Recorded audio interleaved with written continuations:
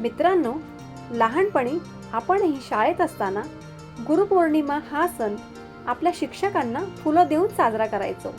पण बऱ्याचदा मुलांना प्रश्न पडतो की आपण हा सण का बरं साजरा करतो?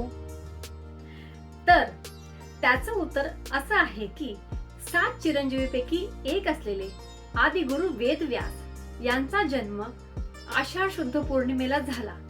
त्यामुळे या पौर्णिमेला व्यास पौर्णिमा असेही म्हणतात. ते अत्यंत बुद्धिमान, जन्माला येताच मोठे झाले आणि तप करू लागले.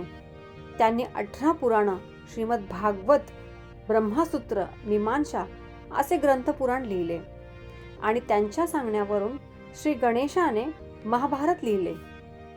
असं म्हटलं जातं की गुरुपौर्णिमेच्या याच दिवसापासून आदिगुरु वेदव्यासांनी आपल्या समस्त शिष्य आणि मुनिवरांना श्रीमद भागवत पुराणाचे ज्ञान देण्यास सुरुवात केली.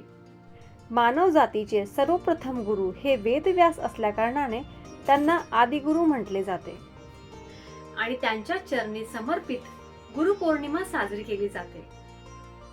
पण मित्रांनो, जसे आपले सर्वप्रथम गुरु आपले आई बाबा, द्वितीय गुरु आपले शिक्षक, त्याचप्रमाणे तिसरा गुरु आपल्या आयुष्यातला तो व्यक्ती जो आपल्याला वेळोवेळी संकटातून बाहेर निघण्यासाठी योग्य मार्गदर्शन करतो, कोणालाही हानी न पोहोचवता सदैव आपल्या पाठीशी ठामपणे उभा राहतो, आपल्या सुखदुःखात प्रत्येक वेळेला आपल्या सोबत राहतो.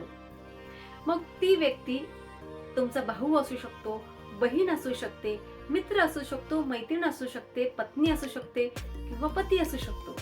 मग त्या व्यक्तीला गुरुपौर्णिमेच्या शुभेच्छा द्यायला मुळीच विसरू नका. माझी ही माहिती तुम्हाला महत्त्वपूर्ण वाटली असेल तर आपल्या मित्र परिवारासोबत नक्की शेअर करा. गुरुपौर्णिमेच्या खूप खूप शुभेच्छा.